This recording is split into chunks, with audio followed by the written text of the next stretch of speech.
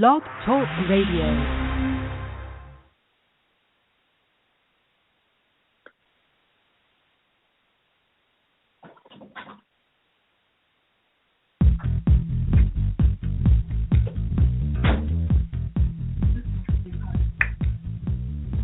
You're tuned into In5D Radio, the next dimension in radio, where we bring you the hottest, in-depth, spiritual, metaphysical, esoteric conversations and news. Get ready for spirit, body, and mind to expand in 3, 2, 1.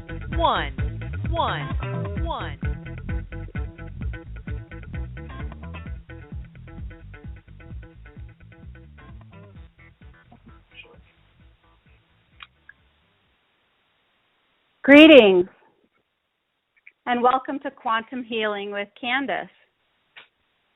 This show focuses on humankind's new understanding and acceptance of the quantum world and the role that consciousness plays in shaping both our individual and our collective reality. Today is October 9th, 2015, and I believe that Mercury went direct today, and hopefully the massive confusion and most of the chaos of the last week is now behind us. Before I welcome my guests this evening, I would like to take a moment to thank Greg Prescott and Michelle Walling of In5D Radio, who support and sponsor this show. Thank you, you lovely people. You can't know how sponsoring this show has already changed so many lives. This program is based upon the foundation of the work of the late, great Dolores Cannon, who was my teacher, my mentor, and my friend. It was my honor to be trained by her and work closely with her for several years before her death. I'm the creator and the manager of her original support forum community for practitioners that will soon be moving into its 8th year. My guests today are two lovely ladies and colleagues, powerhouse practitioners of QHHT, which is quantum healing hypnosis, which is what Dolores' method is now called. We have Barbara Becker, who's a quantum healing hypnosis technique level 2 practitioner, and she's based in Arizona. After a near-fatal accident in 1986 and a Meet Your Guardian Angel meditation 10 years later, Barbara discovered that she's a healer. She became a Reiki master in the Usui tradition. Hey, guess what, Barbara? Me too. And she's an angel communicator. After years of metaphysical studies, meditations, workshops, and her personal healings, she received a shamanic opening ceremony in the spring of 2003. And on the night of that ceremony, she began speaking a healing mathematical star language not found on Earth. We have to ask her about that one. She began channeling healing for groups of people with the language, and by moving her arms and hands in the air and speaking and taking to a person in her past life, healing them instantly and bringing them back into the present moment. This was all done unconsciously. Barbara has an interesting background. She's a retired critical care and emergency room nurse. She holds an associate degree in nursing and a bachelor's of science degree in business. And Barbara's world travel over 24 years has taken her to places in Asia, Europe, South America, Australia, New Zealand, and she's been opening stargates. And I know she's also traveled to Arkansas because I met her there this past summer. Barbara wrote and published her book, Enclosure, a spiritual autobiography, in 2012. And in it, she shares her journey of being a skeptic. Really, Barbara, you were a skeptic? And who she is today with stories of miraculous healings, including reversal of death. Boy, there's another one I want to ask you about, Barbara. Barbara writes and publishes a monthly blog and newsletter, lots of articles. She channels her higher self, known as the White One, collective of beings who come from the great central sun creator source. She offers this service to the public through her monthly star energy telephonic conferences where participants receive healing and answers to their personal questions. And that's just one of our guests tonight. That's Barbara Becker. I'm going to say hi to Barbara. Hold on. Let's see. Working on the tech issues here. Hi, Barbara. Hi, I'm here. Well, I'm glad that you are. I know. Yeah, she is. I'm sorry. My assistant is helping me and making sure our second guest is on, and she is, but I'm going to introduce her after just saying a very brief hello to Barbara. I'm glad you're on, Barbara. You know, Mercury was supposed to be done, but I don't know if it is or not. We're having some issues here. Yeah, we're making the most of it, and we're just sliding in till the end tomorrow, so that's good. That's okay. Is it really tomorrow? I actually thought the end was like today, so I got that wrong. Oh, yeah. Well, then it's supposed to stop today, but then we have like a little, like a transitioning of it diminishing over the next week. That's what the astrologers tell us. So. Okay. Well, let me, before we continue talking, let me introduce our second guest, and that is Holly Duckworth. Holly is also an amazing quantum healing hypnosis practitioner, and she practices with Aware Care in Durango, Colorado. She has a PhD in psychology. Wow, Holly, a PhD. And she is a retired psychotherapist in the state of Colorado. Holly was trained by Dolores Cannon as well and has a level 2 certificate. So Holly came to QHHT through a tragic situation with her son. He was briefly incarcerated for a DUI, and during this incarceration, he started reading Convoluted Universe 4 and told Holly about the book and Dolores. And in order to connect with her son, Holly bought the book and read it too. She immediately became a devoted follower, traveled with her son to see Dolores at a seminar, and then quickly became a practitioner, and she's now been practicing QHHT for almost 3 years. Holly's background is in the technical, industrial, corporate world, about as far away from QHHT as you can get. She has a BS in mechanical engineering and an MS in management, and in addition to her PhD, so she's a studious gal. She's an industrial expert in process improvement, maintenance, reliability, sustainability, training, and development, and she calls herself left-brained. She's published 2 adult books on the subject of sustainability and social responsibility, and she's in the process of writing 7 children's books on subjects about social responsibility. And Holly and her husband live in Durango and stay very busy fixing up their log cabin and working on their small farm. Well, we have something in common there. Holly, I live on a farm too. Welcome, Holly. Thank you, Candace. I'm glad to be here. Yeah, I've got the sheets of plastic over the garden now, trying to protect my lettuce until the last possible minute. Bless your heart. I've got some places to do all that, and I keep looking at it going, I'm going to do it. I'm going to plant. I'm going to. And then I just stay so busy I haven't done it.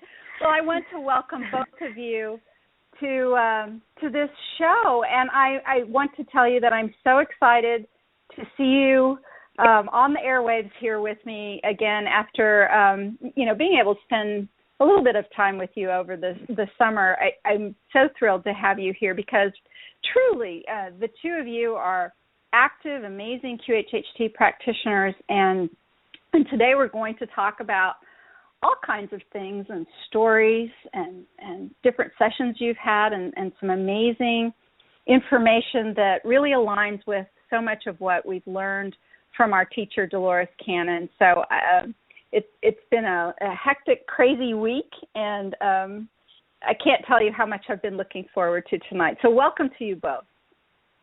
Thank you. Thank you, Candace.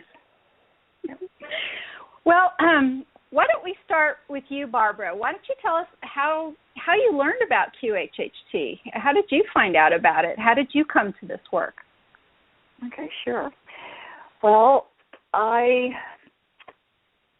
went camping by myself in the woods of northern Arizona in 2013 in the summer. and specifically to meet a group of Arcturians, because I heard that you can meet Arcturians in this area as well as other star beings. And when I went to sleep that night and woke up the next morning, and I felt, okay, I didn't remember anything. I know you can meet them when you are in your dreams. And I went home the next day, and I was talking with a friend of mine who had encounters with beings her whole life, and she had a regression done by Dolores. This is the first I heard of Dolores Cannon. And she suggested, why don't you go to Dolores Cannon's website and find a practitioner in your area? So I said, okay. So I found Holly's name and phone number, wrote it down, and said, okay, when I get back in town from the ranch, I'll contact her. And I went into the living room here at the ranch and did a meditation. And my third eye opened up, and I saw the whole scene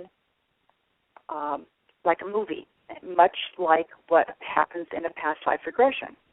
And there I went on board the ship and received an implant, and I asked them, what is this for? And they said it's to upgrade my light code.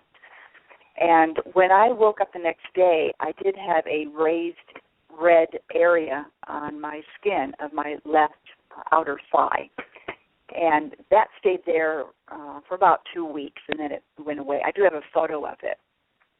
Well, I got back to the Phoenix area, and I contacted Holly. I had not read any of Dolores' books or seen any of her videos, and I called her and said, well, what is this? And Holly, do you want to take part of the story from here? Sure, Holly. Okay. So she's there. Yeah. So I'm practicing in Phoenix. My husband and I have been here in Durango for a couple of years, and Barbara is one of the many clients that I was seeing at the time, in my quote spare time at that time in Phoenix. And so she came in for a session, had a fantastic session. It was textbook, beautiful. Higher self came in beautifully, had a wonderful, wonderful experience. And it was funny, though, because when she first came into at the time I was practicing in my home, and she comes into my home, and, Candace, we're doing the interview, as we do in QHHT, very thorough interview process, and I'm getting to know Barbara, and I'm sitting there thinking to myself, why is she here? She's this incredible star healer and so aware and so connected. I'm like, what on earth is she going to get out of a QHHT session? She doesn't need this. She's already plugged in. And so I'm feeling, quite humble in her presence at this moment. I'm going, okay, if she really wants it, I'll go through the steps, but I don't think she needs it. So, Barbara, you want to take it back from there? Okay. Well, I specifically had asked for my thyroid to be healed. I had hypothyroidism, and I was taking a naturopathic preparation, and I don't want to take anything. And during that session, Holly said that when they did the scan on me, my body turned into a waveform. You remember that, Holly? Yeah. Uh-huh. Yeah. Yep. So and after that session, my thyroid was healed. Can I interrupt and ask a question there? Because these are the kinds of things that I know that our listeners are very interested in. So, okay, your body turned into a waveform. So what I want to know is this. Did it actually physically turn into a waveform as you're watching it? Or is this like an in your mind's eye kind of thing happening? I mean, which is it, if you can even say if there's a difference between the two things? I know that our listeners are interested in that. Sure. So let me set the stage a little bit here. That so she's lying in a bed, on a queen size bed, and I think, Barb, you had your knees propped up with pillows and the pillow under your head, and it's just kind of very well nested, if you will, in the bed. And we're at this point where we're doing the physical healing, we're well into the session. So we've gone through a lot of investigation and looked at past lives and had some conversation with the higher self. So we're way into the session now. And for those of us that are the facilitators in a session, this is pretty tough work because your attention is totally devoted. I mean, you are on spot with your attention span during the entire session because you don't know what's going to happen next, right? Isn't that the truth? Yeah, so by this time in the session, you're a little mentally exhausted, right? But you're still on point with the attention span. And for Barbara, at this point during the healing part, her body physically, with my eyes wide open, I'm watching her nested in this bed, and her body is vibrating. I don't even know the words to describe it. It's undulating. Her body is undulating. That's the right word. Her body's undulating. And then, of course, in my mind's eye, I can see the energy. With my third eye, I can see the energy waves that are going through her body. Yeah. So that experiences like that can kind of tends to wake you up, right? And yeah. Pay even more attention. And Candace, when I do sessions with clients, it's not unusual for me to see with my physical eyes the client's body turns into white light. And I've even had times when the whole room is a brilliant white light during the healing part. Yes. It sometimes does work like that. And, I have to tell you, ladies, I just had the undulating thing. And when the fellow sat up, I mean, this happened just a few days ago. And when he sat up, he looked at me and he said, he said, I felt that. I didn't know my body could do that. It was the same sort of thing. It's like, what is it? It's like that dance move, where the people put their arms out and they make it look like they're doing the wave. That happens throughout the entire body. And sometimes more visibly and more physically than others. Sometimes it's a little more subtle, but that doesn't always.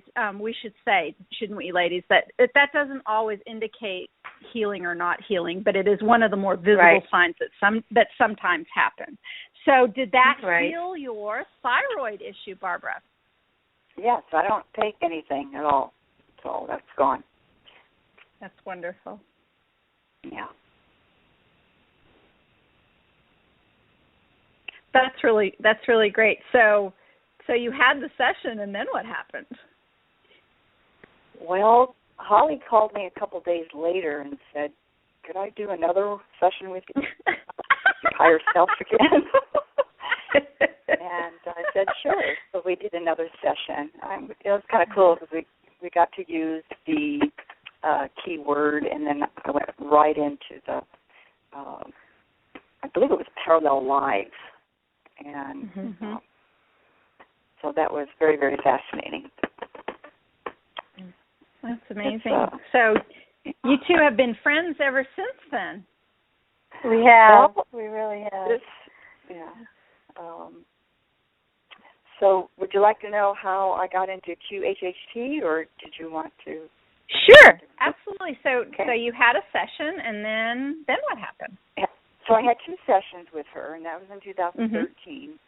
And then about a year later, last year at this time, Holly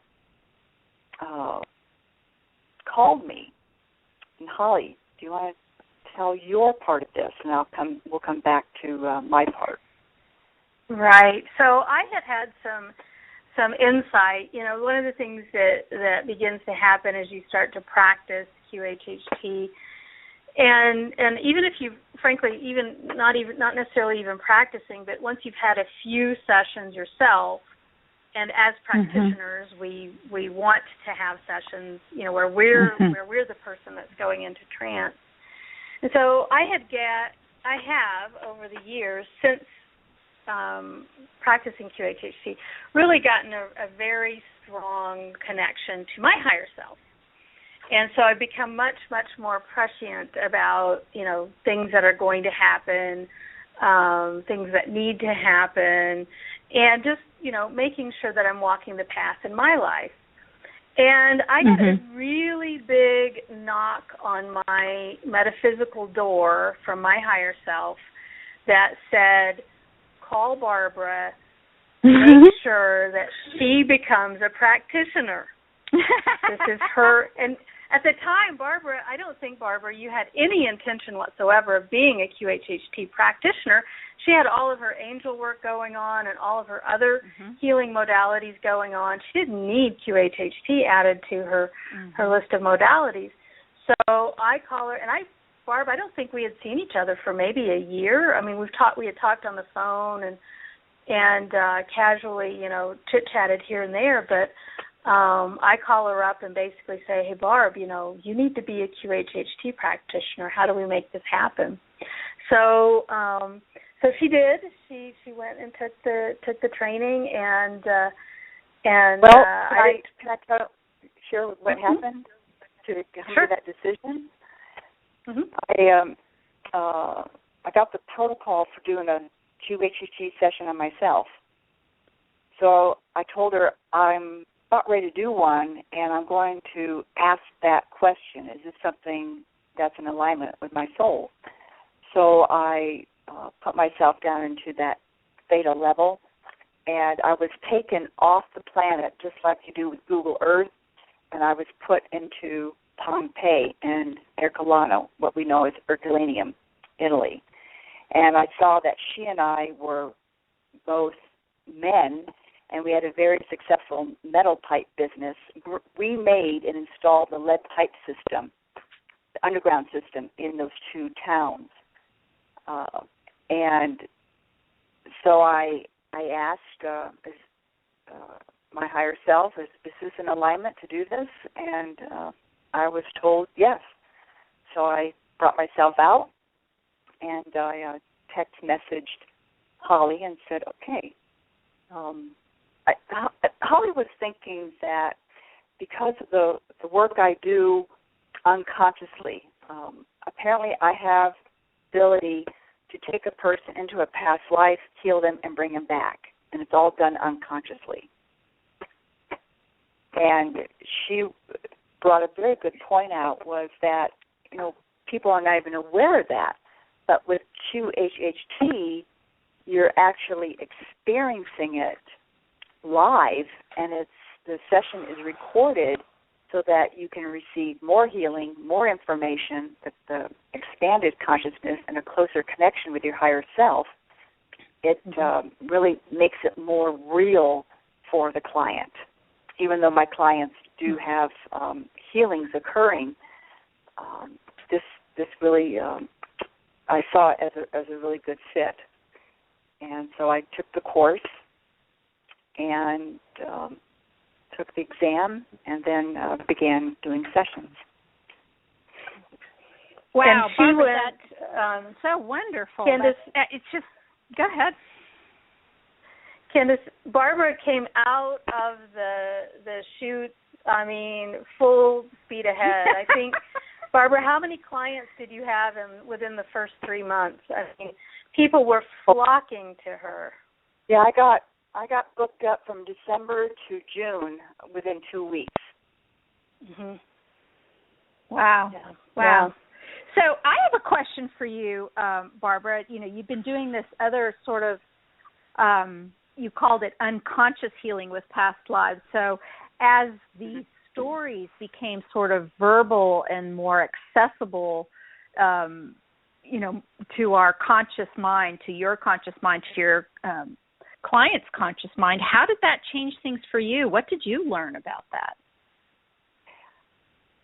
Oh, boy, I've learned that it's wonderful to have it tangible for the client. Because some people have not progressed long enough to be in that awareness, to be trusting and having that inner knowing. And this really helps them along their path to open up, to come into their enlightenment. This is where this is all going. Sure. When I took the course, I just sat there and I said, "My God, this is sacred work, and it is an honor. It's an honor." And I think, sessions. yeah, Barbara, if I can just add to that too. I mean, I haven't found another metaphysical healing modality that, many other modalities work and work well. But when the client walks away from a QHHT session, they have a audio recording of unbelievable words of wisdom for them coming from them. So the advice, the wisdom, the direction isn't coming from the facilitator. It isn't coming from the practitioner. It's coming from themselves. Mm-hmm. And how do you deny what came out of your own mouth, right?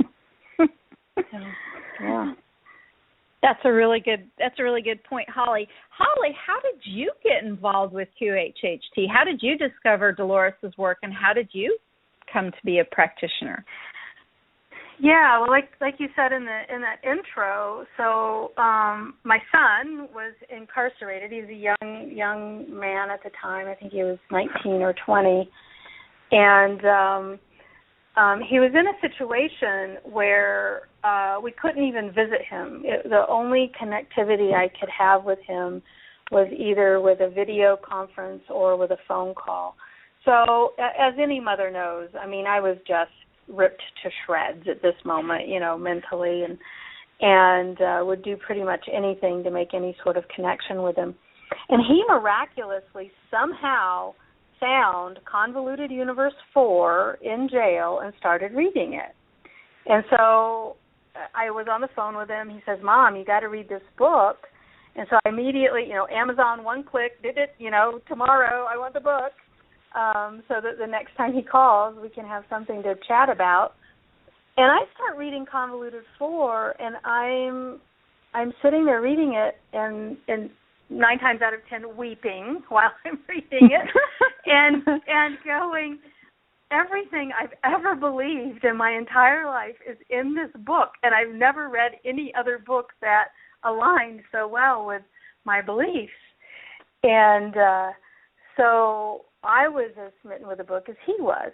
So he was in jail for about 20 days, and so he gets out, and immediately after that, we found the Dolores and Julia and Dee Wallace were actually doing a seminar in Sacramento, and we said, we're going, let's go. And I had, of course, Dolores did her group past life regression, and she did the group Meet Your Spirit Guide, and she did the group Future Life progression scripts. And I personally had just amazing experiences with all three. And with the past life, and at this point, Candace, I mean, I'm a mechanical engineer. I'm in the industrial world. I'm not, I'm not ethereal. I'm not metaphysical. I'm not any of this, right? And I had my own personal first past life experience. It was so shocking and so not what I expected and so real.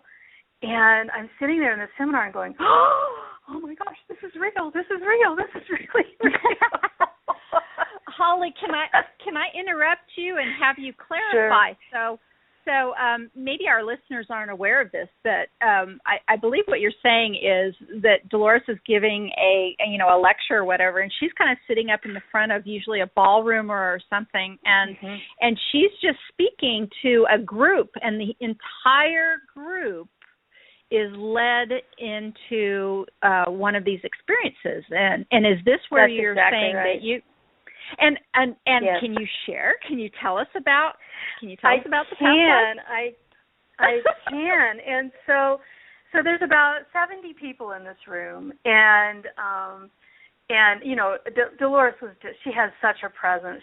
She was so humble, but yet so confident and so straightforward, because she had only done what she had done for 45 years. So she wasn't the least bit, lacking in confidence in it. But yet she was a very, very humble person. And of course, she had done some lecturing, and then she begins to lead all 70 people simultaneously through a script that we're just sitting in chairs in the ballroom, just like you're saying, and we're relaxing, and they turn the lights down just a little bit, and she goes through some general relaxation, and then she starts the script for getting you to a past life experience. And so in this case, she had us go down into a tunnel, and we're opening up different doors. And I open up a door, and it's like a split screen, and on the left is just stars and the universe, a lot of just black void space, but with these beautiful stars shining.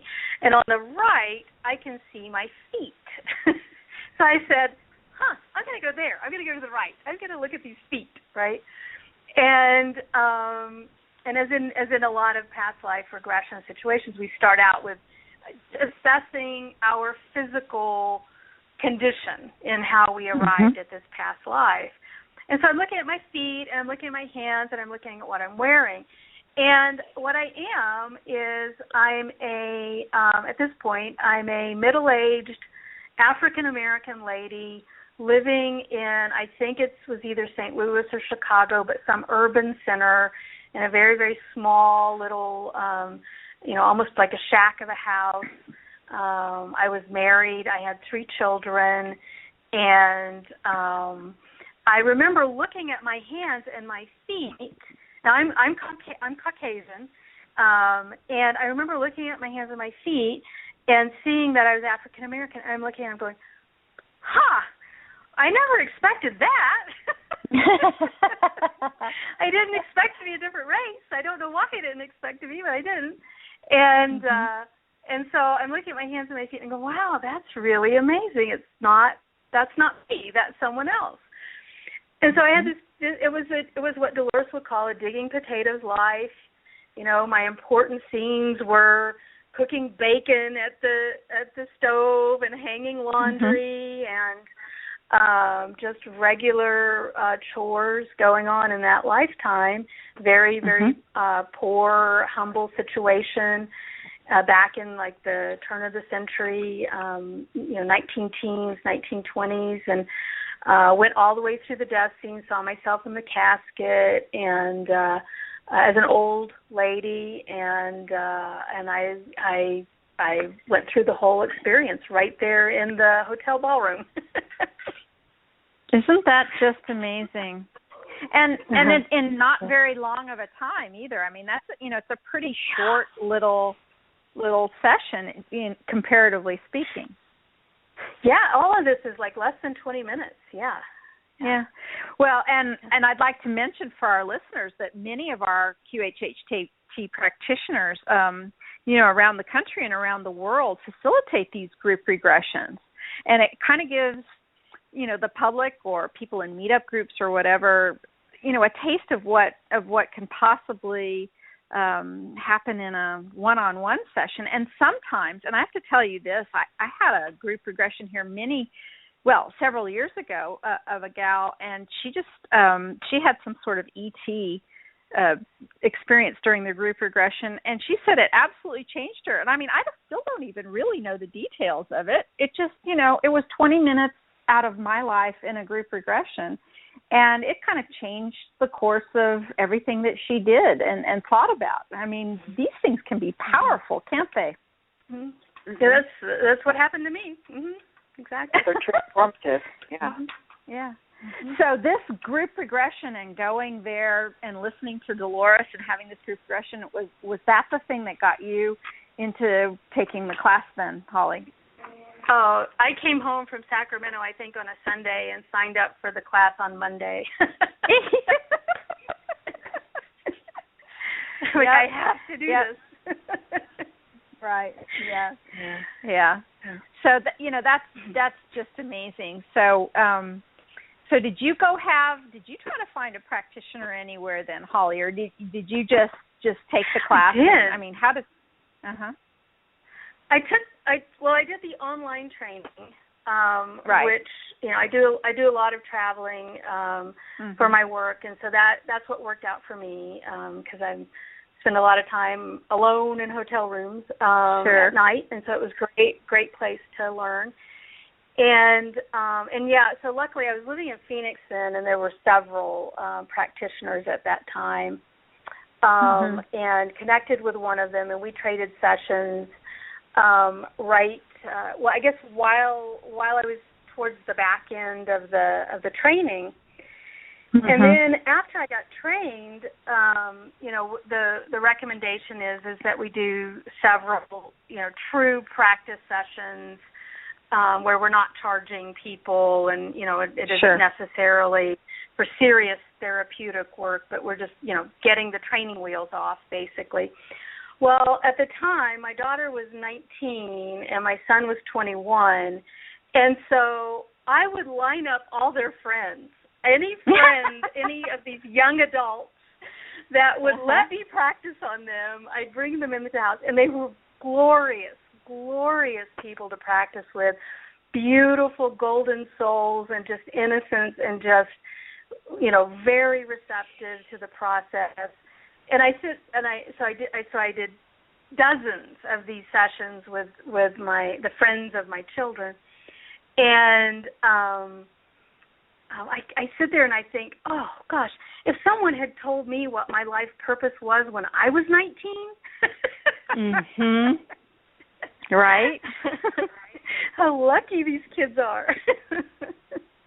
Kind of amazing. So it was fun. Yeah. Good for you. And so then you two have been swapping sessions then. So I guess we've got an interesting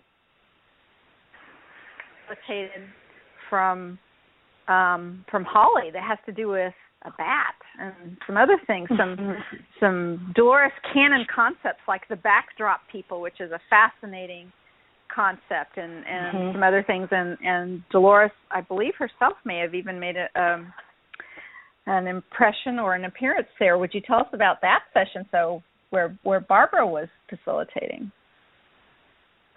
Yeah, sure. So Barbara and I took a road trip to Arkansas. We drove together. I picked her up in Phoenix, and then we drove. What was it, Barb? I think it's 14 hours or 16 hours, and so across 2 days. So we had lots of time to talk it up in the car for 2 days, and got to the level 2 training in Arkansas back in July, and we were bunking together, and so we had lots of time in the evenings to practice sessions with each other. And so in one session where Barbara was facilitating me, I had facilitated Barbara multiple times. So we had a keyword for Barbara. For those that are unfamiliar with it, we have the ability to, when the client is in deep hypnosis, we can insert a keyword so that if we want to have another session with that client, then we can skip through all of the induction script and go straight into deep hypnosis through the use of the keyword. Well, I had a keyword for Barbara, because I had multiple sessions where I facilitated and she was the client. But we had never been in the opposite situation because we had never physically been together after she got her training. So, right. So she 2 years. Yeah. Yeah. That's so she had to take 2 me years. Yeah.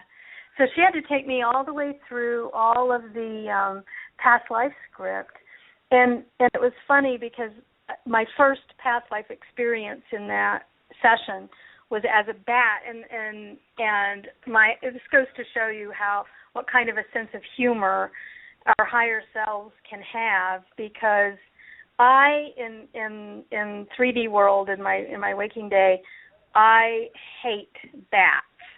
Some people are afraid of rats, some people are afraid of snakes, some people are afraid of spiders. I don't mind any of those. I cannot stand bats. Frighten me, okay? I really don't like them. Well, this was the second time they showed me myself as a bat in the past life. And, of course, Barb asks, at the end of the session, why did you show her that past life?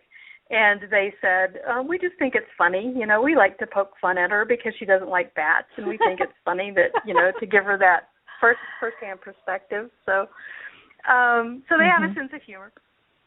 But then, so we went through the bat life, and it wasn't a very long life. I ended up breaking a wing and then dying. But so Barb, as we do often in sessions, when a past life is very short or boring, not much happening, then we'll do a second or maybe even a third or fourth past life. And so she directs me into a second past life. And at this time, I go to become the universe. I am all that is. I am God's source.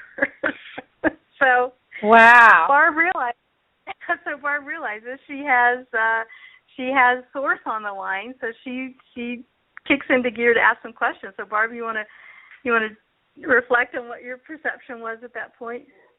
Yeah, I had asked Holly where would she like to go, and she goes straight to source, and then I found myself talking with God. And it took me a couple seconds here, and I had to do a surrender and just allow whatever questions that were in me to come out.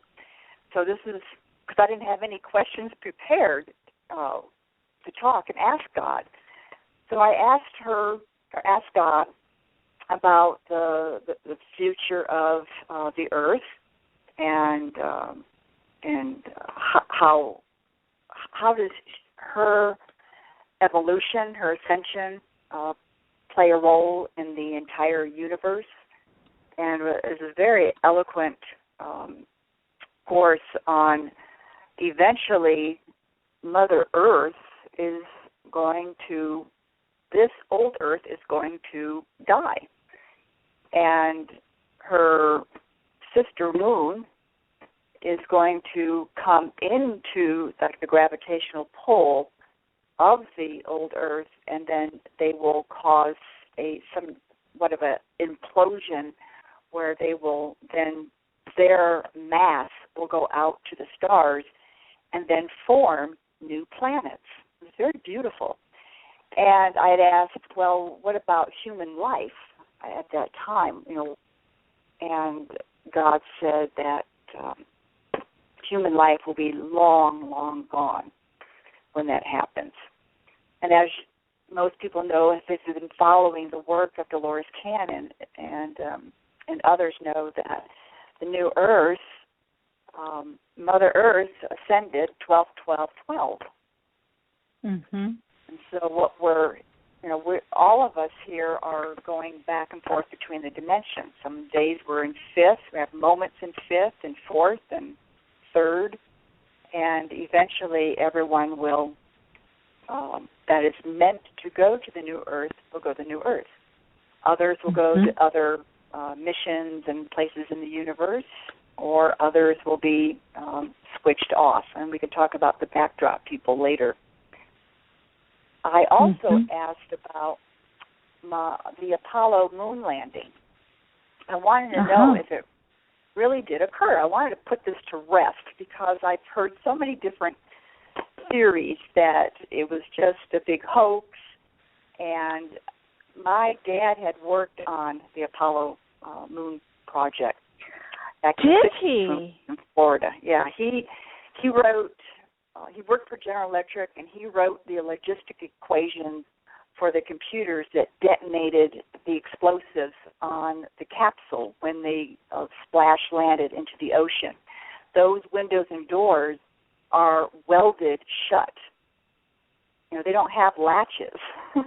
Right. So they use explosives to discharge the window and the doors out so that the astronauts can step out and get into the water and then be taken on helicopter to the ships. And so God said, yes, it did happen. Yeah. However, I asked a little further about what is happening on the other side of the moon that we don't see, the dark side. Good question. Yeah, I had heard that there's a lot of shenanigans going on with earthly and non-earthly beings, and that there are humans that are being taken there, and it involves the rogue government or a branch of an organization that is doing this type of activity for some gain. However, God said, really, it is really futile what they're doing. It's just like a nuisance. The way I feel about that is that these are experiences that people had signed up for to help them in their soul evolution. And they also have that opportunity to see the big picture and to do the forgiveness work, and which erases all that karma and stuff they may have accumulated in past lives and past experiences. And I also asked about Mars. I wanted to know what was going on there, and that there are third-dimensional beings, non-three-dimensional beings there, and that this is someplace that eventually in the future, that's where humans will be living. Now, what does that really mean, or did you ask more questions about that? You mean like groups of humans, like just kind of satellite? It will become the Earth. It will become like an Earth for people, and I'm sure they will be terraforming it. And I think we must remember that our Earth planet here isn't the only Earth-based planet in the universe or in the galaxies. There's more. So I imagine as we leave this existence here, that we can go to other planets. I myself come from a planet outside the solar system. So why don't you tell us about that? Well, I really can't right now because that I know the name of the planet, and I'm saving it for my second book, to my autobiography that's been published. I will reveal that name, but I do in my first book, I do share with people that my other form is a being called a Zagian, and we are beings that don't have emotion, and I'm here to learn about the emotion of love. I'm here to discover it, teach it, know all I can about it. And then at night, I go into a form of liquid light, and I go up to a broadcast station. That's a big, huge, it's like a big white sphere, and I broadcast it out to teach the beings out there about love. I saw that during a past life regression. That was not QHHT many years ago. I think, too, Candace, if I could interject another really interesting thing that came out of that session, because one of the things that I struggle with is I have one foot in a very technical role in the corporate corporate world, right? I'm a scientist and statistician and engineer, and then I have the other foot in this metaphysical healing modality, right? And so I'm always trying to figure out, well, which is the right one? Which should I be focused on? Which shouldn't I? You know, these two worlds, there's really not a big overlap right now, right? And so Barb asked my higher self, how will this be rectified? How will, which side will win out in the end, or which one should I focus on?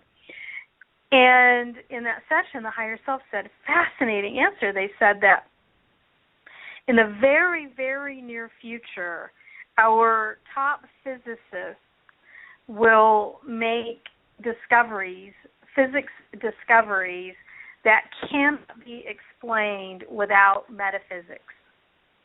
Yeah. Okay. And so, touché. It's a very short period of time before there is no separation, that we'll all realize that physics is metaphysics. And so don't worry about it, Holly, because the two sides, the two groups will be integrated in the future.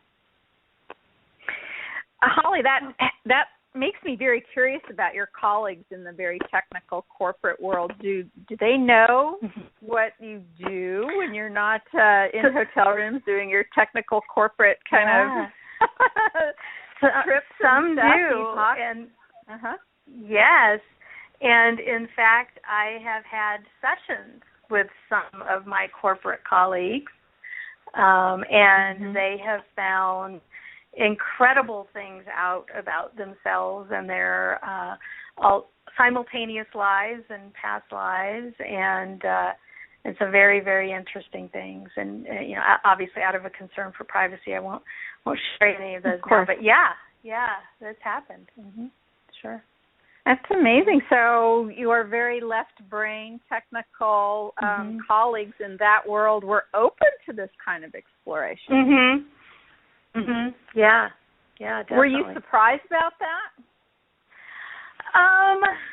Not as surprised as they were after they had the experiences.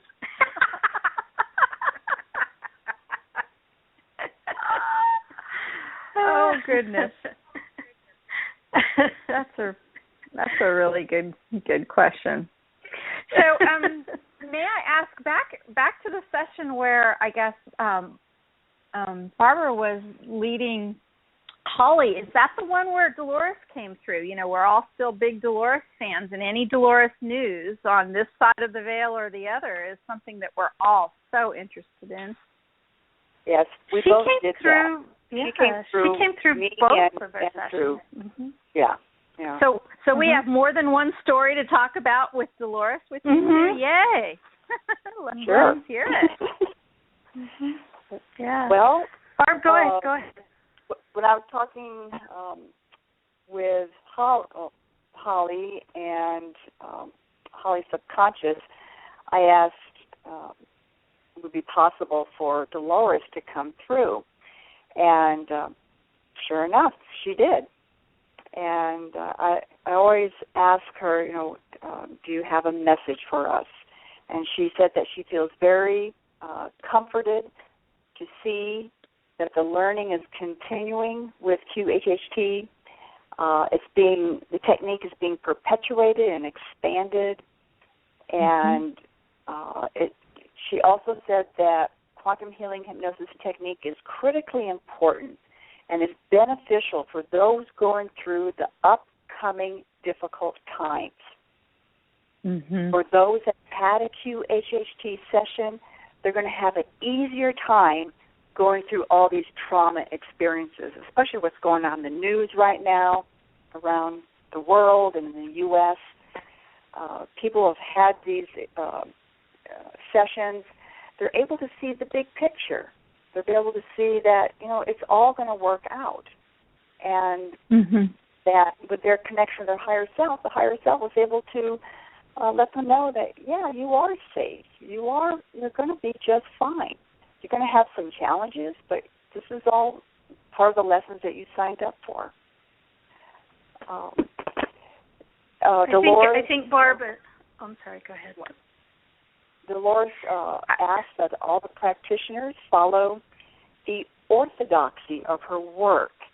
And what was very interesting, we were chuckling about this the other day, was that Dolores used that word orthodoxy. And that means authorized or generally accepted theory, doctrine, or practice. She told me to go look up the definition. and the way this really validates that this was Dolores, because I asked Holly, do you ever use that word, orthodoxy? And Holly said, no. I said, neither do I, ever, in my entire life. So what was she talking about? About the orthodoxy of the changes that are part of the evolution of the QHHT, that it must be honored regarding any experimentation or validation. There's those of us, like myself, who love to experiment on myself. I will go places that other people don't. However, I do know the safeguards. I know the parameters. I've done things that put me in situations which are not a good place to be metaphysically. However, we have this backup system that we're not even aware of that comes into play. And I'm always grateful for that, okay? So this is something that she just wants us to be aware of, to make sure that if we're seeing the same information coming through multiple people, like she did, that probably is the truth. And it's, even though we're not here to force any belief on anyone, try to convince anyone of anything, it's there out in the open for people to ponder and to see how it fits into their reality, into their belief system. Because that's the bottom line to all of this. What do you believe? Yeah. And I think, Candace, when I was facilitating, then Barb and Dolores came through, and at that time through Barb, and at that time we were right smack dab in the middle of her training, so we had lots of questions about. Of course, I had asked her about my technique, and she gave me some advice, and I asked her about Barb's technique, and she gave Barb some specific advice, and then we said, well, do you have any advice for our class in general? And Dolores said, yeah, relax, have fun. And I thought that was great, that, we were maybe taking ourselves a little too seriously at that moment, and it was time to just relax and have fun with the technique. So that was really cool. And then I asked her, I had just finished rereading Conversations with Nostradamus, all 3 volumes, and amazing books. And for anyone that has read Dolores and hasn't read those books, I strongly encourage people to read those. Just unbelievable how the content of those books came about. I think it was across 4 different people. Dolores connected directly in real time, not from a historical perspective, but directly to Nostradamus, and had conversations with Nostradamus. And so I wanted to ask Dolores, I said, hey, so now that you're on the other side, because when she wrote the Conversations with Nostradamus, she was really flummoxed with how this whole time thing worked. How could she be sitting in her office, in the 1990s and be talking to Nostradamus in the 1400s, how, like, directly with him. How does time work then? And so I asked in the session when Dolores was coming through Barb, I said, hey, so now that you're on the other side, tell us about this time thing. Did you figure out the Nostradamus thing? Oh, now that do you have that secret? And so yeah, she said that, she said all is connected within, and she said it's really, really difficult for us to understand how time really works, but because everything is actually occurring at the same time and existing at the same time, there are these portals that we can use to communicate with people that are in a different time, because everything's really happening all at the same time. And then I said, well, is that the same portal we're using in QHHT for the past life? And she said, yeah, it is. So we are using those same time portals in the past life as she used in Nostradamus. Yeah. And I think that those, just in going back and recently rereading those 3 books, I just want to encourage, Candace, your listeners to read those, because we're here. We're in the time when Nostradamus' predictions were the most dire. And Dolores had 3 different astrologers read the interpretations that Nostradamus had given her, and 2029 is the consensus year of when the most important aspects of those prophecies come about. So reading those books right now is really important for everybody. And she also said that the portal that she's talking about is located in the mind. Mm-hmm. The Nostradamus connection is just so huge. And I spent quite a bit of time with Dolores in the years before she died. And, Dolores could be enigmatic, and she was such an interesting, wonderful woman. And I would talk to her a little bit about Dolores. And for the most part, notwithstanding what you've just shared, Holly, she would say, when people would ask in classes, she would say that for the most part, things, energetics, timelines were changed. I don't know that that it's anything that can be considered nothing to think about anymore. But she has come through in communication in my own life where it has been absolutely stressed that one of the most important things about her work with Nostradamus was how she actually communicated, that type of communication, which is something that, somewhat different than going to a client's past life or a client, right? Basically for our listeners out there who are wondering what the heck we're talking about, imagine, if you will, this scenario, because this is what's going on with Dolores and Nostradamus. And how crazy is this? But she did this so regularly that she was able to publish 3 thick volumes. So this isn't like some one-off fluke. This is this thing that she did, and this is what she did. Pardon me. She would have a client who would go into trance. That client within trance would become kind of like a telephone or a conduit, a way for Nostradamus to speak through the client. Now imagine Nostradamus, and I'm going to forget how many hundreds of years ago it was. You gals help me how many hundreds of years ago he was alive. But so hundreds of years ago, what he's doing is he is in his study, and he is actually scrying, and the word is scrying, scrying, which is what we all kind of know as the wizard looking into a crystal ball. That's called scrying.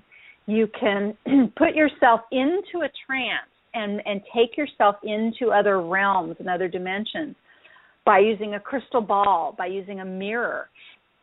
What Nostradamus actually used was a shiny piece of black rock called obsidian. And he put himself into a trance by, staring into a black rock. And what he ended up with was into the future talking to a person named Dolores Cannon. Now, how crazy is that? But it was repeated, over, months, and I'm not even sure. Over 4, 6, or more clients, I believe, different people. Right. And it's just this amazing, wonderful story. And when Dolores had this whole thing going on where she was talking with Nostradamus, the first client where this seemingly magic thing happened, she was a natural somnambulist, and she was a very great client for Dolores. And you know what? She actually just got tired of it. She was spending time laying on her sofa over at Dolores' house or whatever. And actually, this woman says to Dolores, if I'm remembering the story right, she says, Dolores, I'm going to have to go. I think I'm moving to Alaska. And Dolores is like, oh, no. Right. And says, gosh, before you do that, one more chance, give me one more session. And she has another session. She gets as much information as possible. And she tells Nostradamus, through her client, this is going to be our last session. And that's when Nostradamus says, oh, but it's not, because now I know how to get a hold of you. And Dolores is like, wow. And Nostradamus gives her like a secret phrase. And then Dolores sort of shrugs and goes on with her work. And then I'm not sure how long after that she has a client, just a regular client, gets all the way to the end of the session and says, is there anything else? And then the client, poof, says the secret phrase. And there Dolores is back talking with Nostradamus. I just love that story. And Holly and Barbara, I think one of my favorite stories, I just finished the story, but I have to tell another one because it's my favorite. Have you all heard about this story with Nostradamus and Dolores? So mostly, they have people out there talk about Nostradamus experts, the theory of Nostradamus. Well, to be very, very plain and honest and direct here, Dolores simply said, hey, Nostradamus, what did you mean by this quatrain?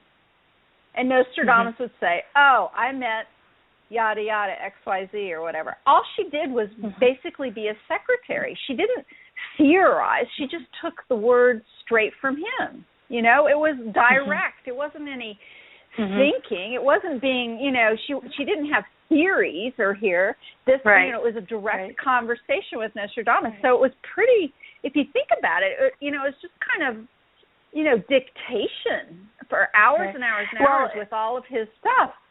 And to Candace, Candace too, when she first made contact with him, she had never read anything about him. Right. She didn't even know how to spell his name. She had to go look him up afterwards. I mean, that's amazing. And, we all as QHHT practitioners find ourselves. I remember, first like writing down the word Arcturus, what? I'd never heard of it before. But just to finish out this little story, and then I definitely want to let your ladies talk about that. But I think this may be one of my favorite stories about Dolores. So at one point they're kind of finishing up with the dictation, and it happens to be something about medicine.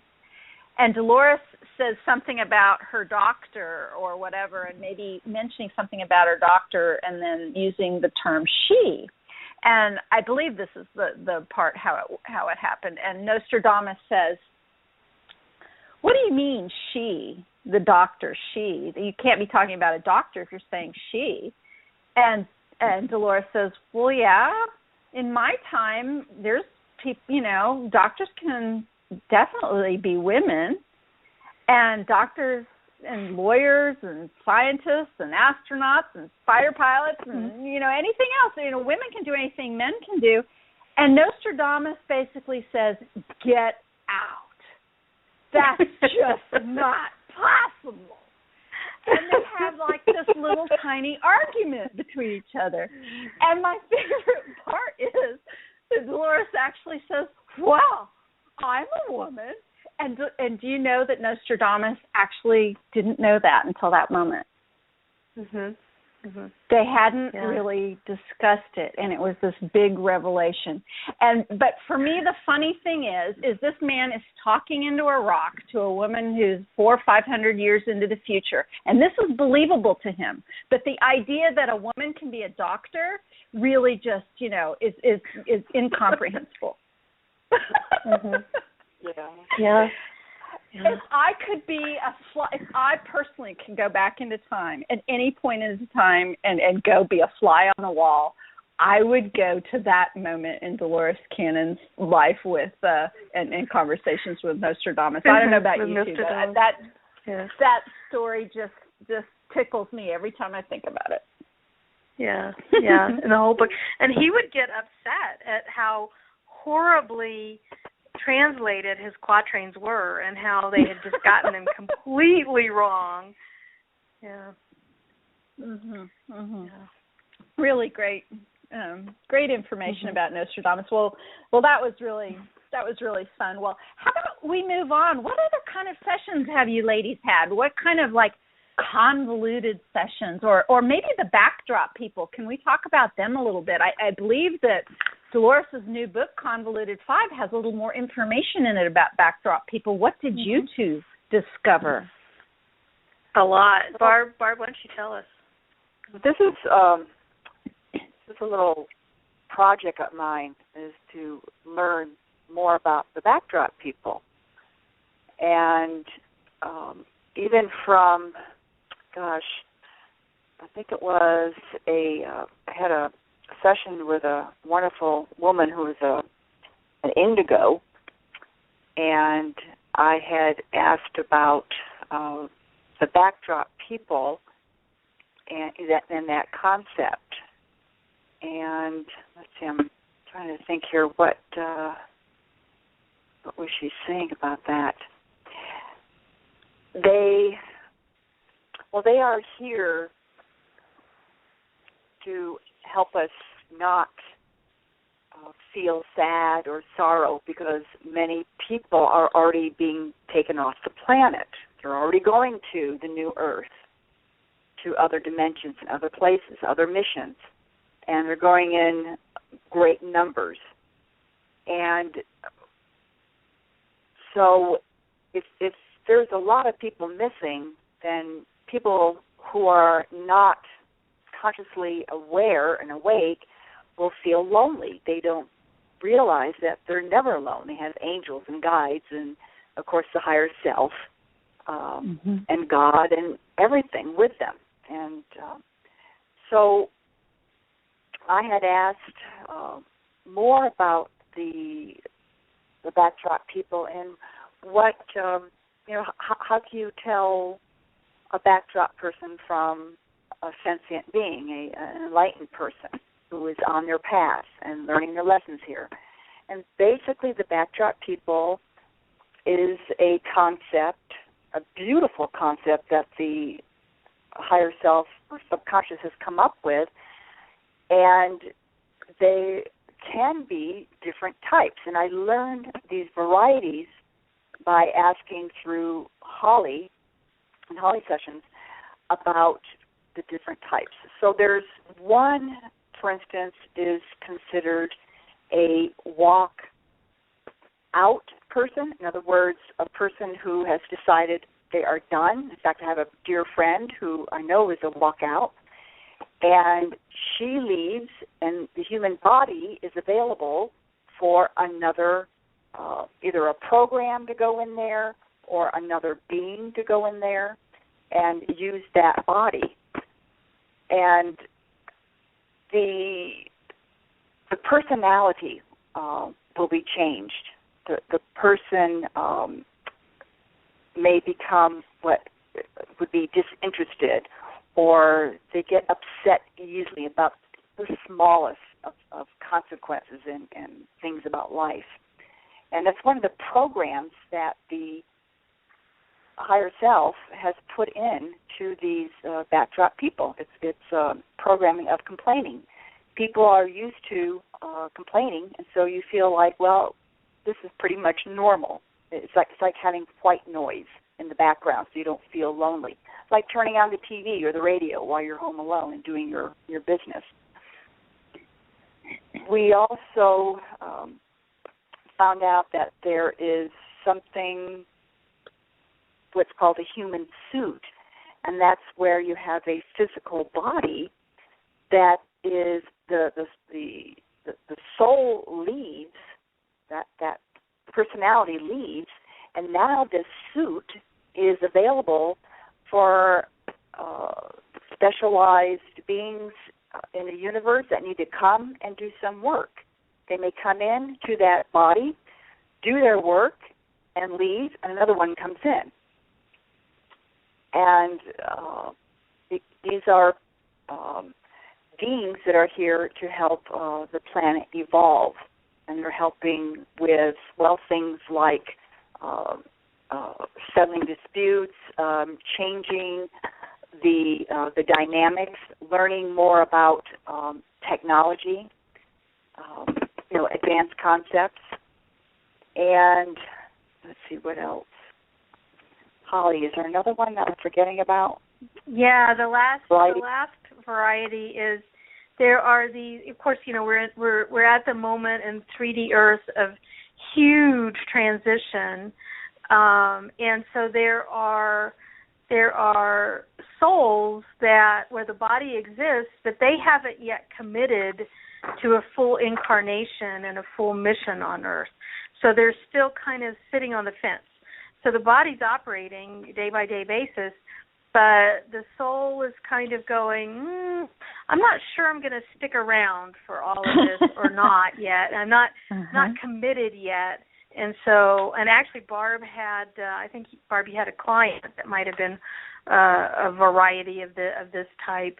But so there's the folks that have ascended, the millions and millions of folks that are already on 5D Earth, but yet the bodies continue, because if all those millions of people suddenly died, then the vibration of those remaining would go down, and that would be bad for the ascension of the remainder of us. So the bodies continue to go on, but they're backdrop people now. They're not real sentient souls, because the souls have already ascended. Then there's the suits that other entities can come in and out of at will, and then there's these varieties that, well, the soul hasn't really committed to the mission yet and is still testing out this human 3D thing before they commit. And then there's a fourth type that are the pure holograms. Your higher self manifests these things that appear to be other people, but they're nothing but a hologram. They don't actually exist as a person ever at any time, and they just come at you, appear before you for some purpose that your higher self has put in front of you. So I think Barb, those are the four kind. I think we got it. Yeah, and do you remember, Candace, Dolores' Convoluted Universe, Book 4? And that's when she talked about the backdrop people and how she used to go into the airport and just kind of like wonder how many of these people are backdrop people. Well, she kind of played one on me when I left training last July with Holly. Holly drove me to the Albuquerque, New Mexico airport. And because of Hurricane Dolores was messing up the weather, we had wind and lightning storms. So I was stuck there about 11 hours at the airport. And I was reading one of Dolores' books, Jesus and the Essenes, and I'm sitting there by myself, and I look up, and there's this woman walking by, and she has the silliest smile on her face, and she's looking straight at me as she walks by. And I asked my higher self, who was that? And they said, Dolores. So explain that joke for us. Did you think like that might have been a suit that Dolores jumped into so that she could grin at you? Oh yeah. Mm-hmm. Yeah. She knows I'm very interested in doing this research about the backdrop people, and so she did a beautiful demonstration for me. I loved it. Isn't that amazing? It's just amazing. And you know, I'm thinking as you're talking about the different kinds of backdrop people, et cetera, and some other things that I've known about creation and holograms. It's my understanding. I think that I did some asking a client myself during a session about some of this. There's actually the idea if enough people give energy towards a hologram and enough time passes and enough attention is placed on it, it's my understanding that even something like a hologram can graduate to some sort of more tangible, actual physical existence. Have you ladies ever run into anything like that? Well, I had that one client that I'm pretty sure is one of the type that is not truly committed. She didn't have a very good session. In other words, it was very left brain for her. She would not get out of that left brain. And so I specifically asked about that client through Holly's higher self, and I was told that's who that person is. And so what I've been doing is praying and sending energy to that person so that they will, hopefully evolve to the best potential. Always be positive and send that love, that inspiration for those people. Mm-hmm. And do you have something to say, Holly? Yes. Yeah, I think too, Candace. And one of the fantastic things about QHHT and the past life experiences is they aren't always human, right? Like I was saying, I was a bat, right? Yep. I've been an ant. I've had clients that have been rocks, mountains, all of these seemingly inanimate objects, but they are a tree. So we have the ability to incarnate into anything, right, into any manifestation. And sometimes we kind of maybe put a little too much emphasis on the human experience, whereas there's some very, very wonderful, rich experiences that are not human. And in all cases, the soul and the spirit is seeking the lesson that it needs to seek in order for the soul to grow. And that may or may not be human. And so bringing a hologram, blessing and praying and focusing on bringing a soul a hologram into being, into sentience, I think really has to be the decision of a soul to choose that vehicle to incarnate in, and then the incarnation has to be serving a purpose for that soul. And it may or may not be a backdrop person or a hologram of a person, but it could be as a rock or a tree or a mountain. Yeah. However evolved they want to be. Mm-hmm. What they signed up for. When I think about some of this, I also think about the tendency of humans as a group to also want or yearn for something. And what I'm thinking about right now is something like when a beloved person passes away, and let's take the ever-present, sometimes joked about idea that people see Elvis Presley and have seen him after his death. And I've asked about that in sessions sometimes too. And some of what that is, people will say, well, I was here or I was there and I saw Elvis and he did this or whatever. And some of that is, my understanding is that human consciousness, there's enough people gathered, interested, wanting, yearning to see, to feel, to have that personality back, that it actually manifests something that other humans can see and talk about and think is actually physical. It's astonishing how much power we have. Right. I think too that this also speaks to, Candace, the near-death experience, and I'll align that with what we do in QHHT, and the goal, the ideal in a QHHT session is that we take the client through the death experience in their past life situation, because we want the person to understand how smooth and how smooth that transition is, and how not frightening, how peaceful that death experience really is. That takes away a lot of our fears on a day-to-day basis when we understand how easy that transition is.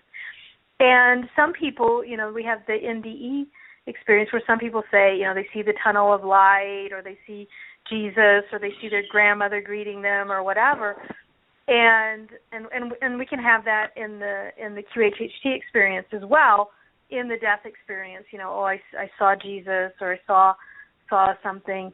And these are manifestations that we make to the purpose, I think, is to calm ourselves. There's a purpose there of that manifestation. Whether it's real or not real doesn't matter. It serves a purpose. Holly, you make such an excellent point about going through the death experience. Humans, especially in our time right now, we don't tend to honor death. We tend to fear it. We certainly tend to avoid even talking about it. And there's something quite fascinating that we learn in doing this work. And one of the things is exactly what you said, that it's really it's a very easy transition. What's hard is the people who have to stay behind. That's who it's difficult for. And as a matter of fact, some people will talk about maybe torture or some sort of horrible death, or being burned at the stake. And haven't you ladies found this? And isn't this interesting that you can, in these sessions, learn that the soul leaves while the body still may be apparently in a lot of trauma, in a lot of pain, or maybe, even yelling, etc., and the soul's already gone. They are not experiencing that. I've found that over and over again. Haven't you? Yes. Well, we help them not to feel any discomfort. And so they're able to look at what happened and talk about it, and it's all recorded. I also give my clients an example so they know what it's like, and to see that it's just like watching a movie. Yeah. And I think this goes back to the backdrop people as well, too, because I think the soul has the ability to exit when the soul chooses. I explained to a lot of my clients that I've had clients that were a rock. Their past life was a rock. Talk about boring. Oh, my gosh. That's an incredibly boring existence. And so one interesting question is, well, how does a rock die, right? How does that soul ever exit the rock? Well, the soul just chooses to exit the rock. The incarnation is complete. the contracts are complete and the soul chooses to leave. The rock doesn't have to die, because a rock can't die. The soul just simply chooses to leave. And it's kind of the same with the background people. Holly, I'm going to have to take a little exception to your boring comment, just a little bit. Because I don't know about you two ladies, but I've had lots of rocks. Lots of rocks. And when I talk to clients about this, I think it's very interesting because if you think about our lives right now, how frenetic our lives are right now. I think about how many hours of sleep I had just last night, when I woke up, when I went to office today, how I got home, and how I threw the computer, over here, and I'm like, it's 3 minutes till showtime. I mean, it's our lives are so frenetic right now, and sometimes having a QHHT session, our clients are shown lives as rocks. Well, what does that rock get to do? That rock just experiences time passing, erosion, a lizard walking by, the clouds. There's this peacefulness and there's this expansion of, and a very different perception of what time is. And one of the fascinating things about doing this work is we can go with our clients into these experiences, somebody who's experiencing a rock, and while they're experiencing a rock and they're able to live and notice what's going on and let's think about it, to be solid, to be grounded, to be rested, to not be frantic, to notice what's going on around you. And while you're being a rock, you get to go, oh, yeah, I can maybe do that a little bit in my life too. It's like you're reminding yourself as a human what is also possible for you. It's really kind of amazing. When you go back and you have these quote-unquote past lives, you can bring forth and experience and then kind of reinvigorate and bring back skills and knowledge and peace and balance in some of these ways. So there's some real reasons why people are experiencing lives as rocks, even though we all sort of giggle about that because everybody thinks, that it is quite dull and it is quite unmoving, I suppose. Right. Right. Fair enough, Candace. Yeah, definitely. Yeah. So how about like the strangest thing that you could ever that it took you a long time to figure out exactly what it was that your clients were experiencing, and I'll start with my own example. One of my clients, one of the longest times that it took for me, lots of back and forth questions before I could figure out what is it that you're experiencing. This woman ended up telling me and was able to say that she was a piece of gravity existing on a certain spot on the moon. Wow. That's crazy. I guess the most unusual one that I ever had was a client who is somnambulistic, naturally somnambulistic, meaning, and for those that are listening that might not understand that word, they are out. In the trance state, it's like they're under general anesthesia. They have zero awareness of the conscious surroundings.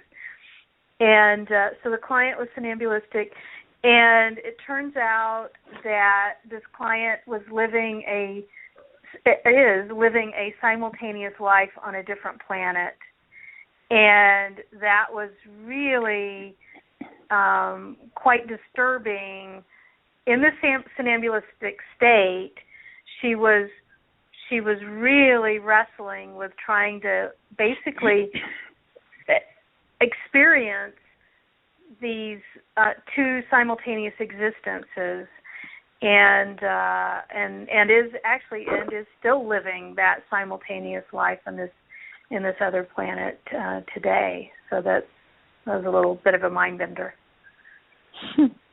And you said it was a woman. How did she feel about it when it was all over? I mean, when you debriefed and talked about what happened. Yeah, the whole QHHT experience for her was life altering, absolutely life altering. Changed her entire concept, belief, structure, and we ended up having several sessions and investigating it further and further. So yeah, it was life altering. Mm-hmm. Mm-hmm. How about you, Barbara? What's some of the most kind of mind bending? It took you a while to figure out what your client was experiencing kind of session that you've had. Well, I never had a rock, but I did have a client with a tree, which was very, very lovely, and it was a very beautiful experience. But the one that had me wondering what is going on here was a client who was a mermaid. And what was interesting is usually, and Dolores has said this in her books, you come off the cloud, you come down to the surface. Well, she didn't want to go down off the cloud. And I just thought in my head and said, would you like to go up? And she said, yes. And she realizes she is now in the water as she's going up. Now, at this time, she's laying on the bed, and her arms are flailing back and forth through the air, almost hitting me. I'm dodging her arms. You can imagine being in the water, going through the water. And her journey as a mermaid was to go to the surface. There was some danger lurking for her to go up to the surface of the water. So we explored her fear of this. And this was one of her missions as a mermaid. And she was able to go through that fear, very lovely, and she made it all the way to the surface of the water. And then she realized she can't go back. She's completed her journey. So then she makes her way to the shore and kind of like moves her body up on the sand to the rocks. And while she's laying there, she becomes a lizard, a huge lizard. And after that, we explored the lizard's life.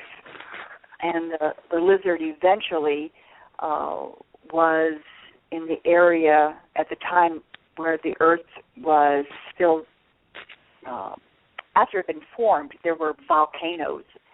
And she was pummeled by rocks from an explosion and the cataclysmic flow from a volcano. And of course, she went through the death scene very beautifully. So that was my most amazing one that I really enjoyed, which kind of had to, like, make up, if you're not going to go down, why not go up? And found out it was the perfect direction to go. So that was fun. That does sound like fun. I just had a mermaid about a week ago or so.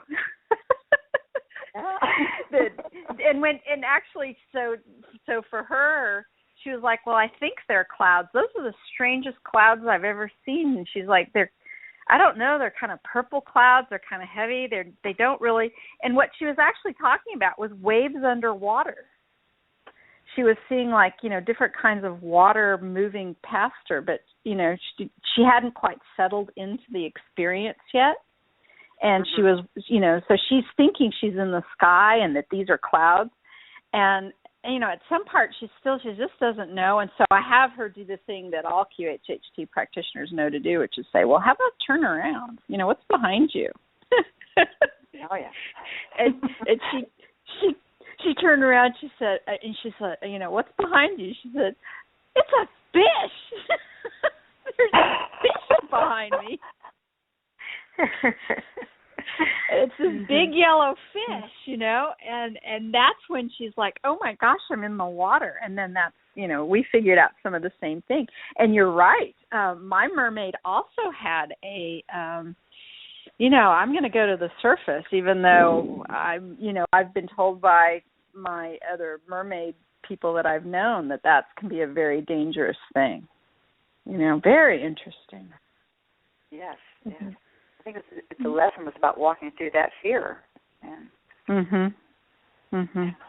It was so interesting. She in the end she was like, and she hadn't even told me this in the interview, but she loved swimming, and suddenly she was like, gosh, I love swimming. And it was also her higher self actually had told her about being different. Some of this was being different because she was actually hauled up in a net by some men on a boat, and it ended up being the death of her. And she had a really interesting death experience as that mermaid. She just basically in the net and looking at these men, and they were poking her with a stick. You can imagine humans doing that. It's like, what the hell is this? Well, and they just, this stick poking and pulling her up out of the water like that basically killed her.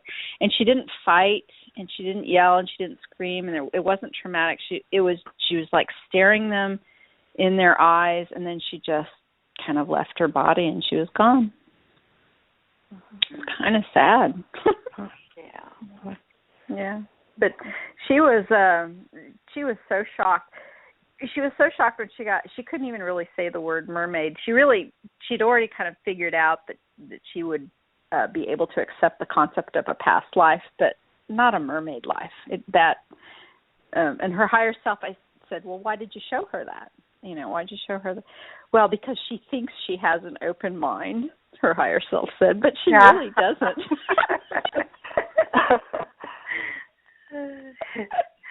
That's funny. So how about some healing stories, ladies? We've got half hour or so more to talk. Can you talk to me about some of your best healing stories? I'd love to hear some of them. We have lots.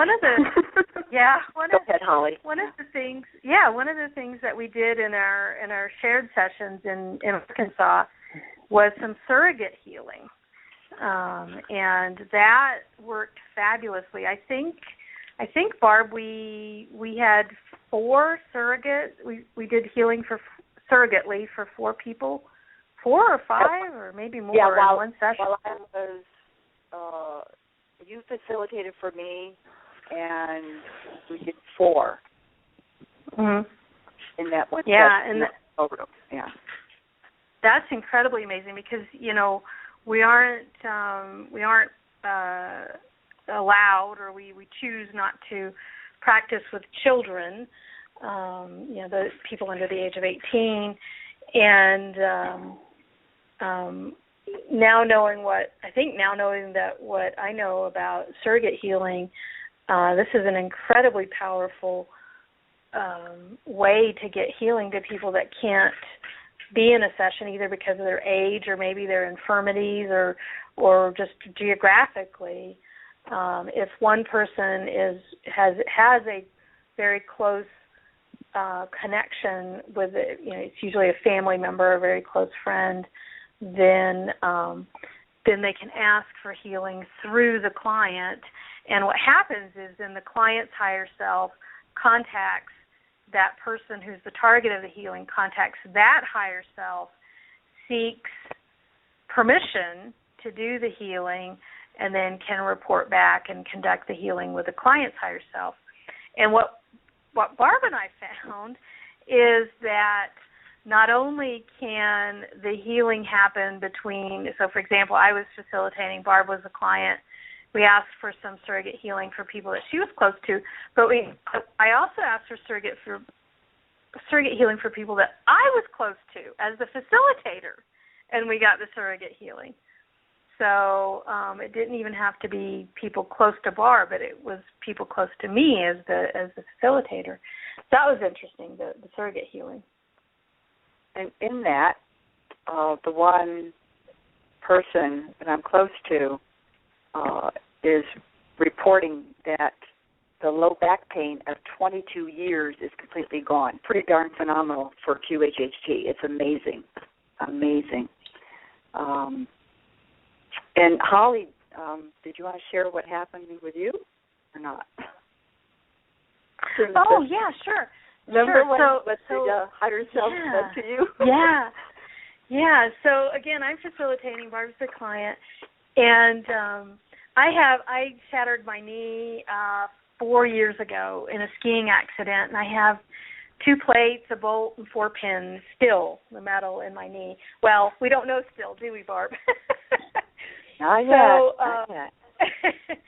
So I asked for healing on my knee. I first asked, I said, does the metal affect the flow of chi in my leg at all? And Barb's higher self said, no, it doesn't. There's no worries there.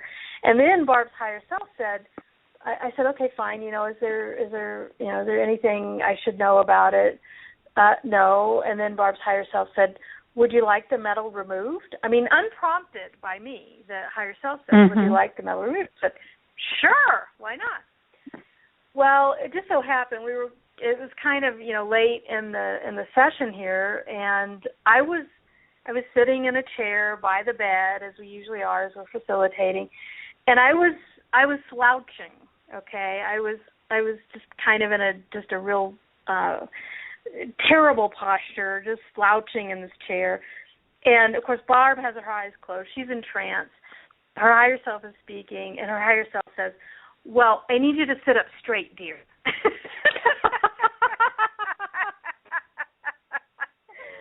So I sat up straight, and of course, my eyes are closed, so I have no idea what's going on. So, right. Yeah, so I sat up straight. Yeah, and then Barb's higher self speaks to her in this mathematical language. It's really pretty amazing. And so her higher self starts chanting this mathematical language, and then tells me that they've installed a program to then remove the metal from my knee, but then they said that I needed to have another session with her to install the next program, and so we did. A few days later, we did that session, and then installed the second program. So interesting stuff about me being the client and yet being the facilitator and getting healing from the client in trance. Yeah. That's so fascinating. I have so many questions. Dolores always says, being curious. This is where, if you're somebody who is sitting out there listening and you can just imagine all these other questions to ask, then you are aligning with the energy of Dolores Cannon, because that's where she was. So may I ask a couple questions about your knee, Holly? Would that be all right? Sure. Yeah, sure. Sure. So one main question is, did you just flat ask for the healing but not ask, why did I have that problem, or why did that happen to me to begin with? Or did you just plain say me, I have, how did that part of it work? Well, yeah. Well, I had sessions at a different time with other practitioners. I've been so blessed in this whole QHHT journey, Candace, with always being near other QHHT practitioners. Even here in Durango, I am. And I had multiple sessions where I'd had my knee investigated and evaluated, and I had asked questions about the reason, and it's my left knee, by the way. I was going to ask that. I knew you were going to ask that. And so I won't share it, but I do know the purpose. I know the purpose of the injury and all that. And so, ironically, in this particular session, I was really only worried about the chi. I really was. I wasn't. It wasn't necessarily giving me pain. I had actually through QHHT had all of my knee pain taken away, and successfully. And I was just really worried about chi, and that was it. And so it was just hilarious that Barb's higher self goes, well, don't you want the metal taken away? I love it. I actually, I remember the first time that I had that happen, and it was very strange. I had 3 out of 4 clients in a row came to me, all women, and they all had metal in their body. And I don't even know how it was that I asked, but it sometimes you probably feel this or have this happen to you as practitioners yourself. Tell me if this is true or not, where suddenly you hear kind of like a question come out of your mouth and you think, wow, that was a pretty good question. Where did that come from? I don't know about you, but I have that. I'm like, wow, that was pretty good. And one of them was about the metal. I was like, well, can you, replace the metal? And I thought, wow, I haven't heard. I mean, it's like I'm listening myself ask that question. And the higher self, the subconscious agreed.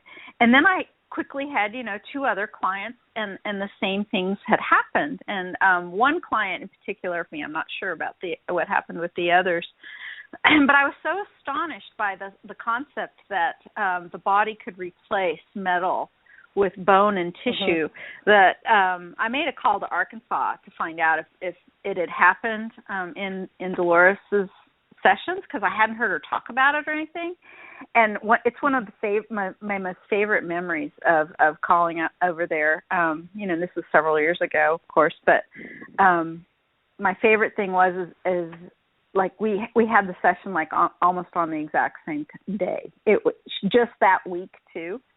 She had the same thing happen, which I just find astonishing how these things kind of group together, either in our own practice or with others. Isn't that interesting?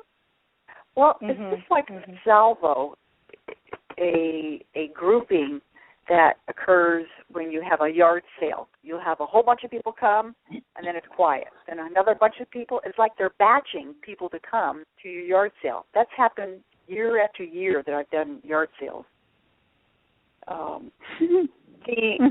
If I could share some of the healings that I've heard from my clients, they're just so wonderful. There's one lady that I regressed, and we discovered that she has a parallel life as a reptilian in a very, very loving relationship, and has a family as a reptilian. And she shared with me that the shoulder and neck pain that she's had for 5 years is totally gone. And even a month after the session, it was still gone. Another person said that they're off their antidepressant medication. Life just keeps getting better and better. I had one woman who had multiple sclerosis. She's off all her medications. People who have been addicted to alcohol, and that's all gone. Smoking, gone.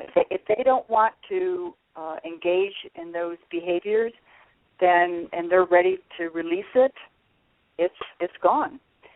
Headaches, blood pressure is normal at the doctor's office.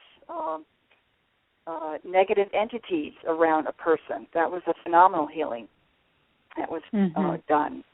One person said it was like a magic switch was turned on, and they got up the next morning and they felt the best they ever had in their entire life. And they felt they had the strength and tenacity and focus now to pursue their dreams. Another popular one is gastric reflux. They take care of that like it's a sneeze. It's no problem. One woman, very important was her career. She has more clients calling her now. And one of the most phenomenal sessions I had was a man who snored through his session. You think, man, on the outside, that this man received any healing at all. Well, when we finished, I said, you had a healing. I just knew it. And sure enough, the next day, he told me that he had the worst headache of his life. This man has migraine throughout the day, so bad that he has to get Botox injections around his scalp. Headache completely gone.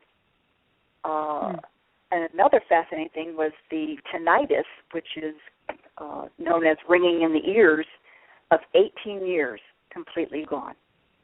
And he said that was worth it right there. Sure. So I think it's important to note too, though, that sometimes the higher self, chooses not to heal for a reason, and we have to remember that all of our ailments, our physical manifestations in our body, are messages. Right? It's a way for the higher self to talk to us and send us messages. And you know, when you know, let's say for example, I had a client actually just a few days ago that had really terrible stomach pain, and you know, so we're in the session and I'm asking the higher self, can you please take away the stomach pain, and the higher self says no. Well, okay, why? Well, because he needs to quit drinking. So, you know, the manifestation of the stomach pain is a message of a different problem. And so even if the remedy doesn't happen there in the session, at the very least we can find out what the message is and why the ailments manifest, and then what the client needs to do to correct it. So, that's a really great point. That's a good point, Holly, because I facilitated a session for a chiropractor who was born, we found out, with an anomaly in his spine. It's seen on X-ray. And people would know that in the medical community as spondylolisthesis. And the higher self said they will help diminish some of the discomfort, but it's there for a purpose, to remind him what his patients are going through. Yep. Gosh, you know, just today, I had a session where a young man, a musician, and part of his problem was he had some pretty good shoulder, back, and neck pain, and we asked where it was from. It came from his father's side of the family. And, you know, where did that come from? It came from some negativity and some other things. And then we asked, well, has he learned from it? Can he release it? Can he let it go? And it was very interesting. His higher self said, not all the way, because he was a musician, and he was very, very young, just 20, very young man. And he needed to have that experience of what human pain was to deepen the message and the effect and that his music has on other people. It made him more complex and more understanding as a human. Isn't that interesting? So he was supposed to keep some of it. Right. This reminds me a little bit, Candace, of Natalie Sudman's book and her near-death experience. And she's died. She's on the other side. She comes back. She ends up coming back. But her and her spirit guide are on the other side, knowing now that she's going to come back, that it isn't a death experience, it's a near-death experience. And they're laughing hysterically at all of the possible injuries that they could give her. Oh, if we cut off your right hand, you're going to have to learn how to write with your left hand, and that's going to be absolutely hilarious. And they're making all of these plans and setting all these strategies of the injuries that she's going to have for the purpose as she comes back into body. And they just think it's hysterical, the injuries that they're going to give her. I love that book. There's a lot of people I know who considered it too cerebral, and it's a really thin book, and I'm telling you, you got to read it slow. There's a lot packed into that book, but I think about, talk about, and reference that book all of the time. There's a lot of wisdom in there.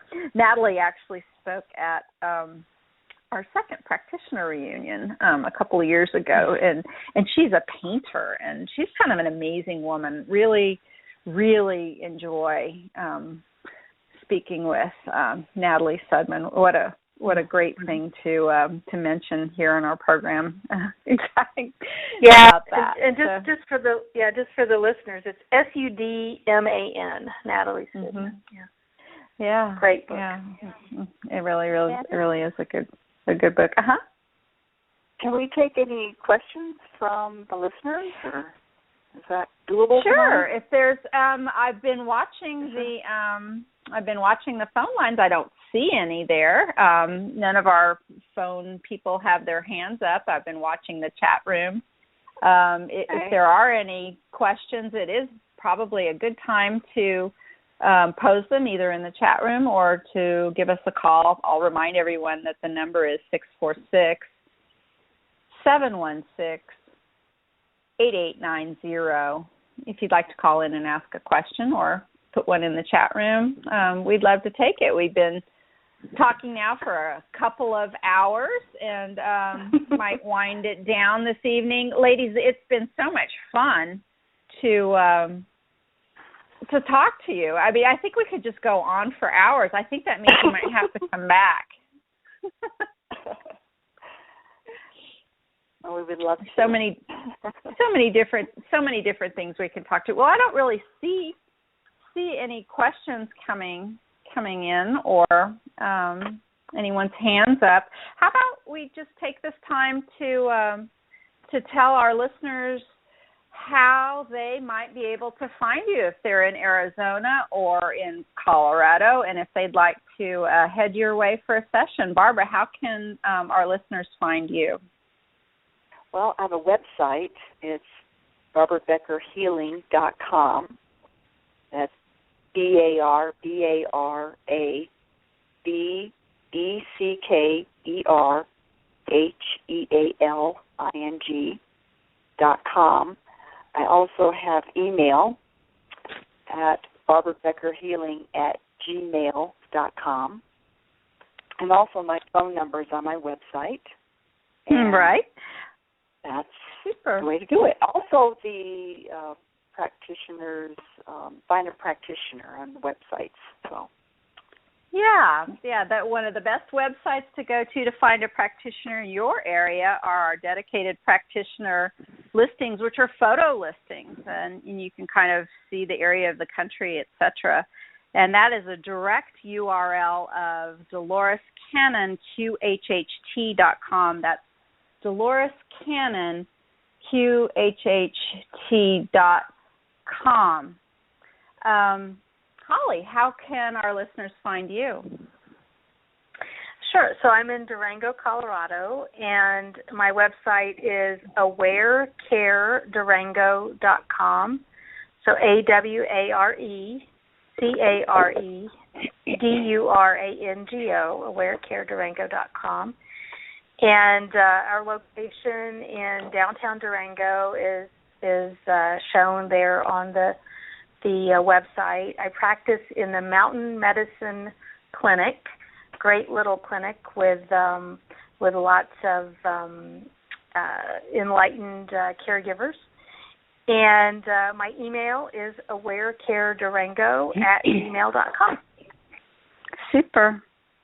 Well, okay, and anyone who might be in the heartland in Kansas or passing by and passing through who'd like to possibly have a session with me, you can find me at newearthjourney.com. I also have a bi-weekly Tuesday radio show called New Earth Journey, which is on BBS Radio. Do a little expansive talking there, changing the subjects, get a little bigger than the quantum healing focus that we have here on this show, Quantum Healing with Candace. I would like, again, to thank N5D for allowing this show to be created and bringing this method to the world. It really is life-changing for for so many. I'd also like to thank everyone who tuned in to listen today. And I like to thank those of you who are listening to us in the future, maybe in an archive, because we love the idea of the timelessness of being able to connect with others in the future and go through time and space, which is what we do with QHHT. Holly and Barbara, this has truly been such an enjoyable couple of hours. I hope you had a good time as well. Yes. Thank you, Candace. Thank you for the opportunity. Thank you so and it's much. always great to talk to you. Thank you so much, ladies, and I truly would love to have you back. And good night, everybody, and thank you for tuning in. Till next time. Thank you, Candace. Bye-bye now. Thank you. Bye-bye.